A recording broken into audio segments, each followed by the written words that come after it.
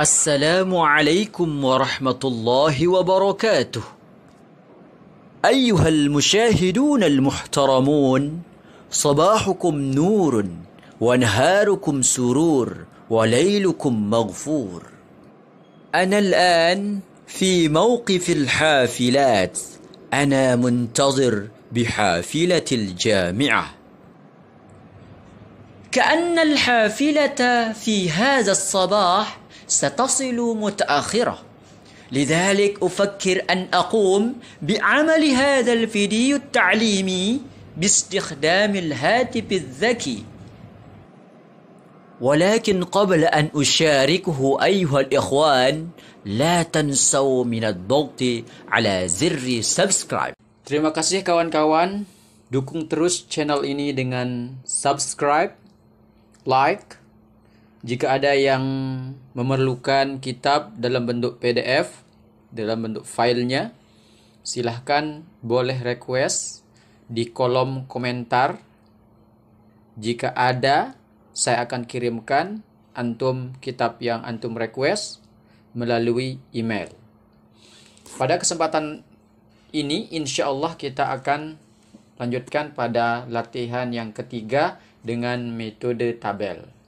Kita sudah membahas tentang asyhadu an la ilaha illallah syahadatan tudkhiluna darul khuludi. Sekarang kita akan membahas tentang lanjutannya. Sehingga insyaallah pada video berikutnya saya akan memulai dengan teori lagi. Baik. Kita akan perbesar layarnya dulu. Ya. Cari pena. Baik. Ini adalah lanjutannya. Wa asyhadu anna sayyid. Ya, kita biasa baca sayyida. Berarti berbaris nasab. Tanda nasabnya adalah fathah karena isim mufrad. Pertanyaannya kenapa? Ada amilnya. Ini amilnya. Apa amilnya? Anna. Jadi setelah anna, sayyida. Annallaha. Nah, itu kan. Innallaha. Annallaha. Nah, itu. Wa asyhadu. Lihat asyhadu sama juga dengan yang kemarin yang di sini, bahwa fa'ilnya adalah mustatirun, tersembunyi. Tidak ada di sini. Ya, tidak ada di sini. Tidak ada di sini.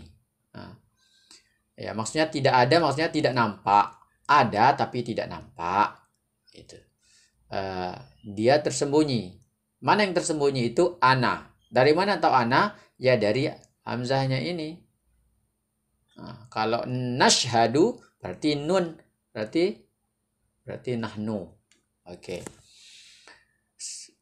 Sayyidana Muhammadan. Pokoknya kalau ada alif akhir, dia biasa baca baris atas, karena memang alif itu fungsinya adalah untuk menandakan baris sebelumnya itu adalah berbaris atas. Nah, Muhammad ini akhirnya kan dal, setelahnya itu ada alif, maka huruf sebelum, berarti kata Muhammad itu berbaris atas, sudah jelas. Sekalipun kita nggak tahu kedudukannya, berarti Muhammadan gitu. Nah, Muhammadan ini sebenarnya keterangan dari sayyidah. Saya sudah katakan, keterangan itu biasanya ikut kepada baris yang diterangkan. Anna sayyidana Muhammadan. Nah, itu. Keterangan apa ini? Keterangan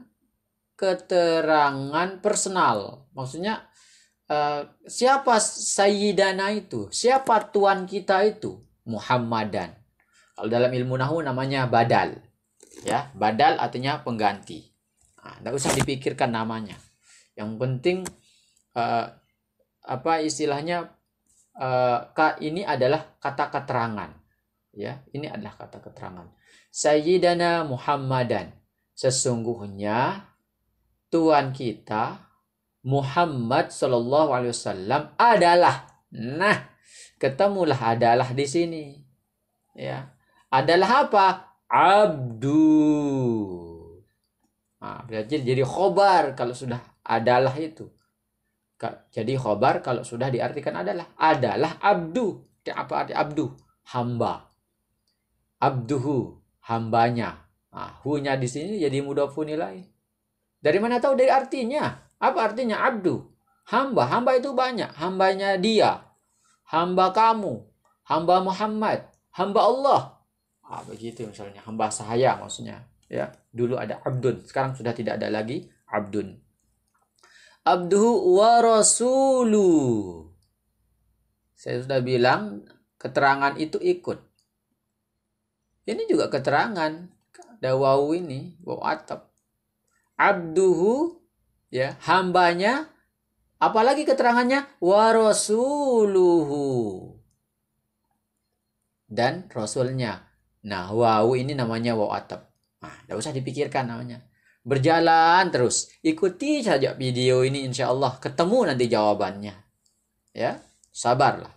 Nah, tapi saya kasih tahu bahwa keterangan itu modelnya seperti ini. Yang inti cuman ini.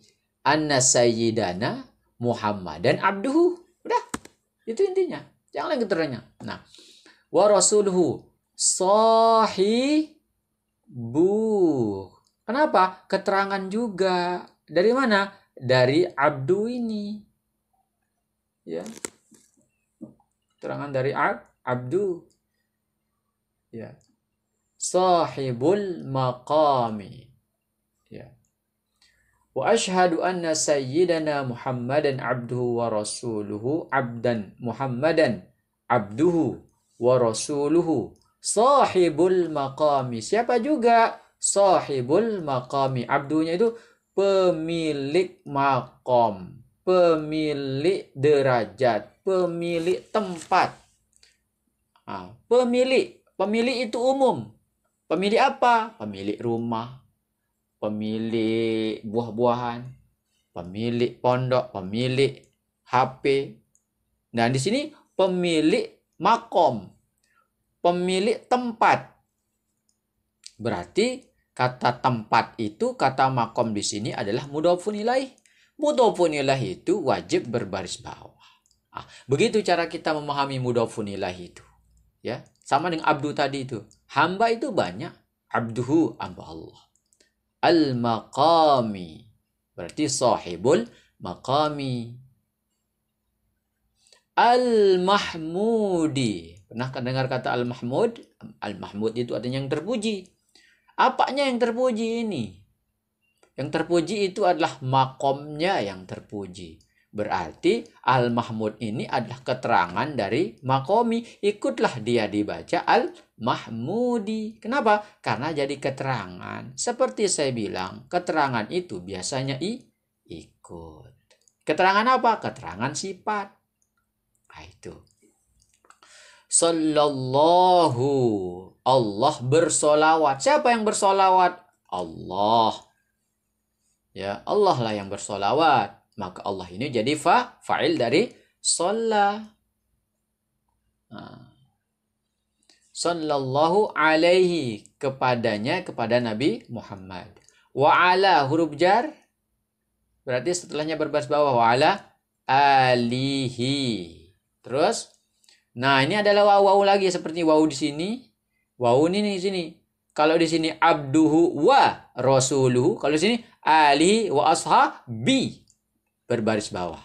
Keterangan itu ikut baris yang diterangkan. Wa ala alihi wa ashabihi. Nah ini. Salatan. Nah kalau ini. Wa lagi. Keterangan lagi.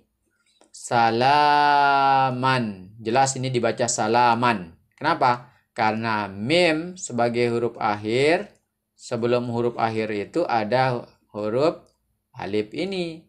Mestilah dia dibaca baris atas salaman.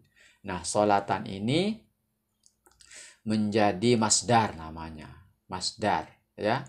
Masdar atau maf'ul mutlak namanya dari sallallahu ini. Shalla, yusalli, solatan. Sama dengan asyhadu ini. Asyhadu, syahadatan. Asyhadu syahadatan. Nah, ini kan asalnya shin ha dal. Shin ha dal. Nah, tambahan saja alif tambahan. Ya, ini urusannya kamus sebenarnya ini. Ya, tapi kalau ketemu yang semacam ini namanya maf'ul mutlak. Nah, tapi tak apa-apa, jangan terlalu dipikirkan itu. Yang penting bisa baca saja dulu. Afuzu. Nah, afuzu ini sama timbangannya dengan afuzu, sama timbangannya dengan akulu. Yaqulu. Di sini akulu. Afuzu. Akulu. Afuzu. Ya, bukan Apollo ya. Akulu. Afuzu. Berarti sedang ini adalah apa namanya? Fi'il. Fi'il apa? Fi'il mudhari'. Berarti dibaca, ada nggak di sini yang membuat dia berbaris atas? Lan, an, nggak ada. Sepi di sini kan? Nggak ada amilnya. Berarti dibaca afuzu. Nah, dibaca afuzu. Nah, afuzu. Aqulu. Nah, apa arti afuzu? Nah, kalau kita cari di kamus, kan hamzah ini kan yang berarti ana nih. Ya, yang berarti ana. Nah, jadi huruf aslinya itu fa sama zal ini. Nanti kalau dicari di kamus, cari di faza. Faza yafuzu, afuzu. Nah, fa'ilnya berarti adalah mustatir. Ada nggak di depan afuzu ini? Nggak ada. Langsung bihima nggak ada ini. Afuzu bihima nggak ada di depannya. Nah, berarti fa'ilnya mustatir. Mana yang mustatir itu? Ana. Dari mana tahu ana? Alifnya di sini, hamzahnya di sini. Hamzah yang menunjukkan arti simbol, yaitu sebagai simbol dari ana. Bihima, bi huruf jar, hima juga berarti sedang berbaris bawah. Nah, kenapa bihima, enggak bihimi? Ya memang begini. Ya, inilah namanya perubahan tidak tampak, perubahan takdiri. Nah. Yaumal ma'adi. Kok dibaca ma'adi, tidak tidak mi'a, tidak. Kenapa dibaca mi? Kalau yang a ini ainnya jelas dibaca baris atas. Kenapa? Karena ada alif di sini. Alif setelahnya, berarti dibaca ma'a. Kenapa ma tidak mi? Mi'ad. Ya. Yaumal mi'ad, ma'ad. Pernah dengar nama orang namanya Abdul Ma'ad enggak? Ma'aduddin namanya. Kawan saya namanya Ma'ad namanya. Abdul Ma'ad namanya. Nah, itu sudah, memang ini asalnya Yaumal Ma'adi. Oke. Nah, nanti bisa dilihat di sini. Nah, tuangkanlah di sini ya. Hasil analisis itu tuangkanlah di sini.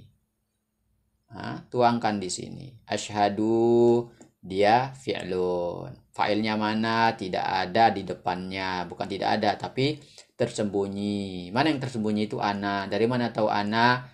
Ada hamzahnya di sini. Kenapa du? Tidak da. Ya. Tidak mati juga. Karena apa? Pertama, kenapa tidak baca da? Karena tidak ada amil nasab lan. Tidak dibaca asyhad, tidak ada amil jazam. Kenapa tidak dibaca di? Tidak ada fi'il berbaris bawah. Cari aja nggak ada. Karena baris bawah itu adalah khas.